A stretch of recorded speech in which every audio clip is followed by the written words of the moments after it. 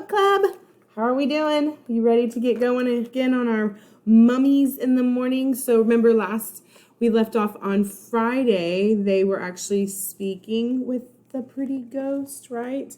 And I can't remember what her name is. So you know what I'm going to do? I'm going to go through back a few pages and see if I can remember and find what she's a ghost queen, right? Did she ever give her name? I'm pretty sure she did. Do you remember what her name is? Oh, yes. Hatupi. That's right. No wonder I couldn't remember that name. Very unique name. Okay, so remember, she has passed on, but she can't move on to her next journey until she reads and follows the instructions that her brother drew. Remember, what do we call those drawings on the wall? Do you remember what they call them? Hieroglyphs. Remember, they were like drawings and stuff. Oops. All right, this camera is still getting used to it. But she has a problem, right? She can't see, right?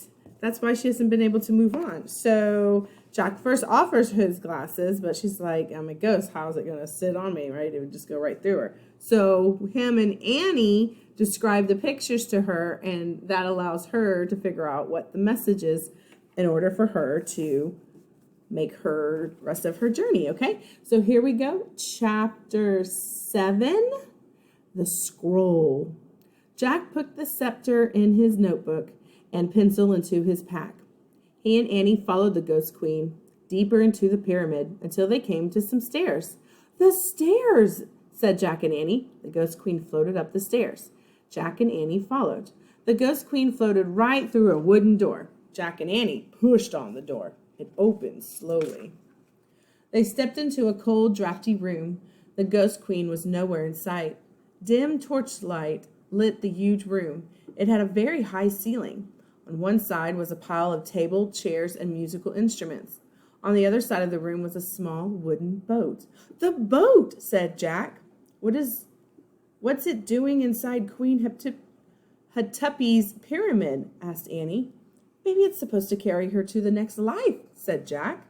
He and Annie went over to the boat. They looked inside it. The boat was filled with many things: gold plates, painted cups, jeweled goblets, woven baskets, jewelry with blue stones, small wooden statues. Look, said Jack.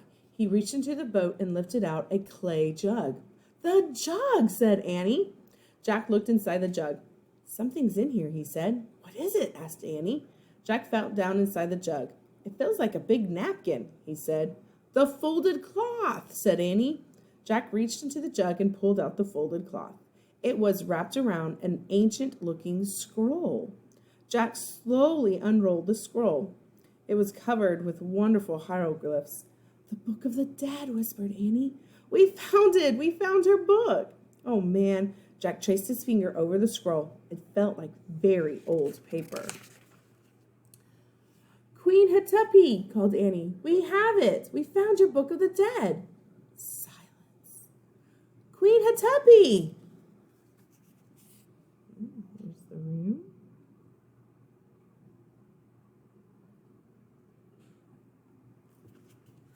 Where did she go? Then another door on the other side of the chamber creaked open. In there, said Annie. Maybe she's in there. Jack's heart was pounding. Cold air was coming through the open door. Come on, said Annie. Wait. No, said Annie. She's waited 1,000 years for her book. Don't make her wait any more. Jack put the ancient scroll into his backpack. Then he and Annie slowly started to cross the drafty room. They came to the open door. Annie went through first. Hurry, Jack, she said. Jack stepped into the other room. It was nearly bare, meaning nothing in there, except for a long gold box. The box was open. The cover was on the floor. Queen Hatupi? Called Annie. Silence. We found it, said Annie. Your Book of the Dead. There was still no sign of the ghost queen. The gold box glowed. Jack could barely breathe. Let's leave the scroll on the floor and go, he said. No, I think we should leave it in there, said Annie. She pointed to the gold box. No, said Jack. Don't be afraid, said Annie. Come on. Annie took Jack by the arm. They walked together across the room to the glowing gold box. They stopped in front of the box, and they peered inside. What do you think's inside? Chapter 8, The Mummy. A real mummy! Bandages were still wrapped around the bald skull. Most of the bandages had come off the face. It was Hatupi, Queen of the Nile. Her broken teeth were showing, her little wrinkled ears, her squashed nose, her withered flesh, her hollow eye sockets, plus the rotting bandages on her body were coming off. You could see bones. Oh, gross, said Annie. Let's go. No, said Jack. It's interesting. Forget it, said Annie. She started out of the room. Wait, Annie. Come on, Jack. Hurry, cried Annie. She was standing by the door. Jack pulled out the Egypt book and flipped to a picture of a mummy. He read aloud. Ancient Egyptians tried to protect the body so it would last forever. First, it was dried out with salt. Ugh, stop, said Annie. Listen, said Jack. He kept reading. Next, it was covered with oil. Then it was wrapped tightly in bandages. The brain was removed by... Oh, yuck! Cried Annie. Goodbye. She dashed out the door. Annie, called Jack. We have to give her the Book of the Dead. But Annie was gone. Jack reached into his pack. He pulled out the scroll and the scepter. He put them next to the mummy's skull. Was it just his imagination, or did a deep sigh seem to shudder throughout the room? Did the mummy's face grow calmer? Jack held his breath as he backed away. Out of the mummy room, out of the boat room, down the stairs. At the bottom of the stairs, he heaved his own sigh, a sigh of relief. He looked down the hallway. It was empty. Hey, where are you? He said. No answer. Where in the world was Annie? Jack started down the hallway. Annie, he called. Had she run out of the pyramid? Was she already outside? Annie! Help, Jack! Came a cry. The voice sounded far away. It was Annie. Where was she? Help, Jack! Annie! Jack started to run along the shadowy hallway. Help, Jack!